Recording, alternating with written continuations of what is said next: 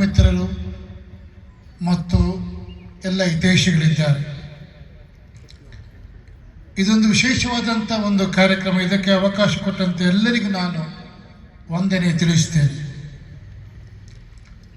1999ನೇ ಇಸವಿಯಲ್ಲಿ ನಾನು ಕಾಸರಗೋಡು ಚರ್ಚದ ಬೇತೇಲ್ ಇದಕ್ಕೆ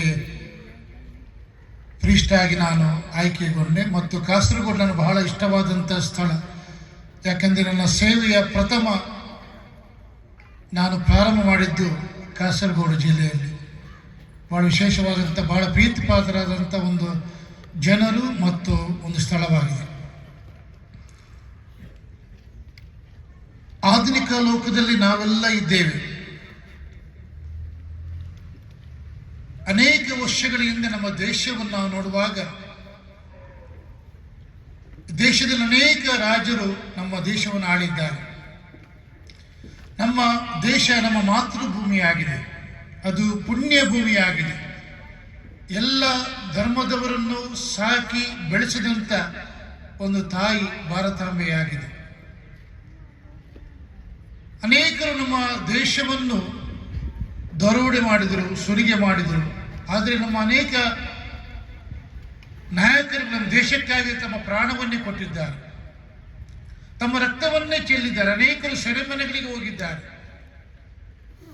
ನಮ್ಮ ದೇಶದ ಒಂದು ಇತಿಹಾಸವನ್ನು ನೋಡುವಾಗ ಅನೇಕ ಧರ್ಮಗಳನ್ನು ಬೆಳೆಸಿದಂಥ ದೇಶ ನಮ್ಮದಾಗಿದೆ. ಅನೇಕ ಸಮಾನತೆ, ಸಹೋದರತೆ, ಪ್ರೀತಿ, ಬಾಂಧವ್ಯ ಎಲ್ಲವನ್ನು ಕೂಡ ನಮ್ಮ ದೇಶ ಅದು ಸಾರಿ ಹೇಳಿದೆ.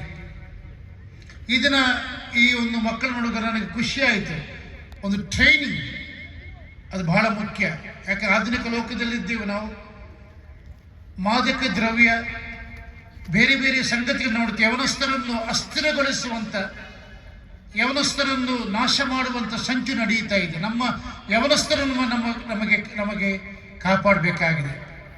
ಮಾದಕ ದ್ರವ್ಯ, ಡ್ರಗ್ಸ್ ಇಂದ ಅನೇಕ ತಂದೆ ತಾಯಿಗಳು ಕಣ್ಣೀರು ಆಗ್ತಾ ಇದ್ದಾರೆ. ನಮ್ಮ ಮಕ್ಕಳನ್ನು ಹೇಗೆ ನಾವು ಕಾಪಾಡೋದು ಎಂಬುದಾಗಿ ಈ ಟ್ರೈನಿಂಗ್ ಬಹಳ ಮುಖ್ಯ. ಯಾಕಂದರೆ ನಾವು ದೇಶಕ್ಕಾಗಿ ಸೇವೆ ಮಾಡಬೇಕಾದ್ರೆ ಟ್ರೈನಿಂಗ್ ಬೇಕು. ಅನೇಕ ಯುವಜನರ ಒಂದು ಆಲೋಚನೆ,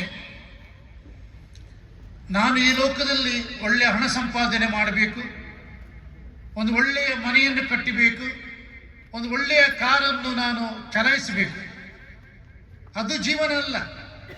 ಜೀವನ ಅಂದರೆ ಸತ್ಯ, ನ್ಯಾಯ, ನೀತಿ, ಪ್ರೀತಿ, ಸಮಾನತೆ, ಎಲ್ಲರನ್ನು ಪ್ರೀತಿಸುವಂಥದ್ದು. ಸ್ವಾಮಿ ವಿವೇಕಾನಂದರು ಹೇಳಿದಂಥ ಮಾತು, ನನಗೆ ಸ್ವಲ್ಪ ಯವನಸ್ಥರನ್ನು ಕೂಡ ನನ್ನ ದೇಶದ ಇಡೀ ಭವಿಷ್ಯವನ್ನು ಬದಲಾಯಿಸ್ತೇನೆ ಎಂಬುದಾಗಿ.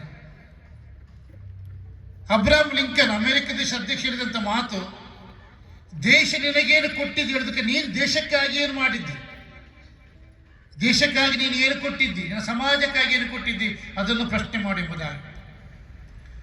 ನನ್ನ ದಿನದ ಪ್ರಾರ್ಥನೆಯಲ್ಲಿ ನಾನು ಯಾವಾಗಲೂ ಸೈನಿಕರಿಗೋಸ್ಕರವಾಗಿ ಪ್ರಾರ್ಥನೆ ಮಾಡ್ತೇನೆ. ಅಲ್ಲಿ ಮುಸ್ಲಿಮರಿದ್ದಾರೆ, ಹಿಂದೂಗಳಿದ್ದಾರೆ, ಕ್ರೈಸ್ತರಿದ್ದಾರೆ, ಬೌದ್ಧದವರಿದ್ದಾರೆ. ಆ ಸೈನಿಕರಲ್ಲಿ ಭೇದ ಭಾವ. ನಮ್ಮ ದೇಶಕ್ಕಾಗಿ ನಮ್ಮ ಪ್ರಾಣವನ್ನೇ ಕೊಡಲು ಸಿದ್ಧ ಎಂಬುದಾಗಿ ಅವರು ಹೋರಾಟ ಮಾಡ್ತಾರೆ. ನೆರೆಹೊರೆ ಅನೇಕ ದೇಶಗಳು ನಮ್ಮ ದೇಶವನ್ನು ಅಸ್ಥಿರಗೊಳಿಸಬೇಕು, ನಮ್ಮ ದೇಶವನ್ನು ನಾಶಗೊಳಿಸಬೇಕೆಂಬುದಾಗಿ ಅನೇಕರು ಪ್ರಯತ್ನ ಮಾಡ್ತಾ ಇದ್ದಾರೆ. ಆದ್ದರಿಂದ ಈ ಆಧುನಿಕ ಯುಗದಲ್ಲಿ ನಮ್ಮ ದೇಶವನ್ನು ಕಾಪಾಡುವಂಥ ಜವಾಬ್ದಾರಿಕೆ ನಮಗಿದೆ. ದೇಶದಲ್ಲಿ ಸಹೋದರತೆ, ಸಮಾನತೆ, ಪ್ರೀತಿ, ಬಾಂಧವ್ಯ, ನಾವೆಲ್ಲರೂ ಒಂದೇ. ನಾವೆಲ್ಲ ಸಹೋದರ ಸಹೋದರಿ. ನಮಗೆ ದೇಶ ಮುಖ್ಯ.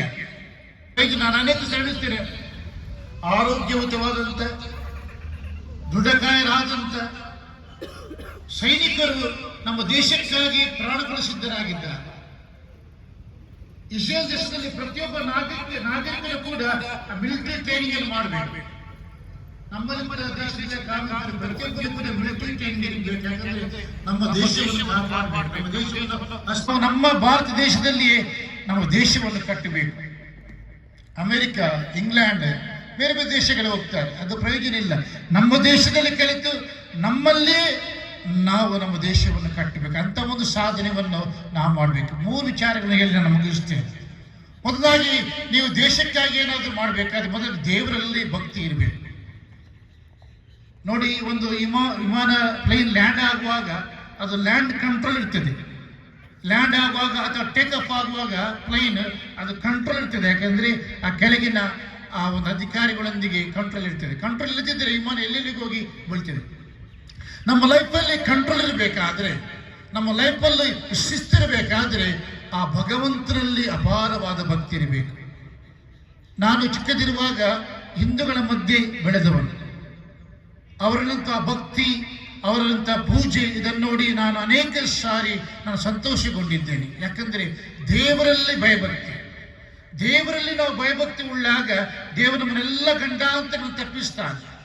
ನಮ್ಮಲ್ಲಿ ಒಳ್ಳೊಳ್ಳೆ ಧಾರ್ಮಿಕ ಗ್ರಂಥಗಳಿವೆ. ಎಲ್ಲ ಗ್ರಂಥಗಳು ನೀವು ದೇವರನ್ನು ಪ್ರೀತಿ ಮಾಡಿ, ನೆರೆಯವರನ್ನು ಪ್ರೀತಿ ಮಾಡಿ, ಸಹೋದರತೆ, ಪ್ರೀತಿ, ಸಮಾನತೆ ಎಲ್ಲವನ್ನು ಸಾರಿ ಹೇಳ್ತದೆ. ಮೊದಲಾಗಿ ನಾವು ದೇವರನ್ನು ಪ್ರೀತಿ ಮಾಡಬೇಕು. ಆ ಭಗವಂತನ ದಯೆ ಬೇಕು. ಆ ಭಗವಂತನ ದಯೆ ಇದ್ದರೆ ನಾವು ನಮ್ಮನ್ನು ವ್ಯಕ್ತಿ ನಿರ್ಮಾಣ ಮಾಡಿಕೊಳ್ಳಬಹುದು. ನಾವು ಬೆಳೆದಾಗ, ವ್ಯಕ್ತಿಗಳು ಬೆಳೆದಾಗ, ವ್ಯಕ್ತಿಗಳು ಬಲಿಷ್ಠರಾದಾಗ, ಯವನಸ್ಥರ ಬಲಿಷ್ಠರಾದಾಗ ನಮ್ಮ ದೇಶ ಬಲಿಷ್ಠವಾಗ್ತದೆ. ಅದಕ್ಕೆ ಆ ಭಗವಂತನ ದಯೆ ಬೇಕು. ದೇವರ ಭಯ ನಮಗೆ ಬೇಕು. ಅದು ನಮ್ಮ ಜವಾಬ್ದಾರಿ. ಹೇಳದಾಗಿ ನಿಮ್ಮ ತಂದೆಯಾಗಿ ಪ್ರೀತಿ ಮಾಡಬೇಕು. ಇದು ಅನೇಕ ಮಕ್ಕಳು ಹೆತ್ತವರು ಕಣ್ಣೀರಾಗ್ತಾ ಇದ್ದಾರೆ. ಅಯ್ಯೋ, ನನ್ನ ಮಗ ಡ್ರಗ್ಸ್ನಿಂದ ನಾಶವಾಗ್ತಾ ಇದ್ದಾನೆ, ಏನು ಮಾಡುದು ಎಂಬುದಾಗಿ. ನಮ್ಮ ಹೆತ್ತವರು ಮಕ್ಕಳನ್ನು ಪ್ರೀತಿ ಮಾಡಬೇಕು, ಮಕ್ಕಳು ಹೆತ್ತವರನ್ನು ಪ್ರೀತಿ ಮಾಡಬೇಕು. ಯಾಕಂದ್ರೆ ಒಂದು ತಾಯಿ ತನ್ನ ಮಗುವನ್ನು 9 ತಿಂಗಳು ತನ್ನ ಗರ್ಭದಲ್ಲಿ ಸಾಕಿ ಸಲಹುತ್ತಾಳೆ. ಅದೇ ಮುಂದೆ ಬರುವಾಗ 9 ಮಕ್ಕಳಿಗೆ ತಾಯಿ ಭಾರವಾಗ್ತದೆ. ಅದರಿಂದ ನಮ್ಮ ತಂದೆಗಳನ್ನು ನಾವು ಗೌರವಿಸಬೇಕು. ಯಾವಾಗ ನಾವು ತಂದೆಗಳನ್ನು ಗೌರವಿಸ್ತೀವೋ ಆಗ ಹಿರಿಯರ ಆಶೀರ್ವಾದ ನಮಗೆ ಒದಗಿ ಬರ್ತದೆ. ಮತ್ತು ಕೊನೆಯದಾಗಿ ಸತತವಾದ ಪ್ರಯತ್ನ. ನನ್ನಲ್ಲಿ ಗುರಿ ಇರಬೇಕು. ನಾನು ಒಂದು ಒಳ್ಳೆ ಪೈಲಟ್ ಆಗಬೇಕು, ಒಳ್ಳೆ ಇಂಜಿನಿಯರ್ ಆಗಬೇಕು, ಒಳ್ಳೆ ಡಾಕ್ಟರ್ ಆಗಬೇಕು, ಒಳ್ಳೆ ಸೈನಿಕನಾಗಬೇಕು. ಆ ಛಲ ನಮ್ಮಲ್ಲಿರಬೇಕು. ಪ್ರಾಣಿಗಳು ಬದುಕ್ತದೆ, ಸಾಯ್ತದೆ, ಅದಕ್ಕೆ ಯಾವ ಉದ್ದೇಶವಿಲ್ಲ, ಯಾವ ಗುರಿ ಇಲ್ಲ. ನಮಗೆ ಗುರಿ ಇದೆ, ಮನುಷ್ಯರಿಗೆ ಒಂದು ಗುರಿ ಇದೆ.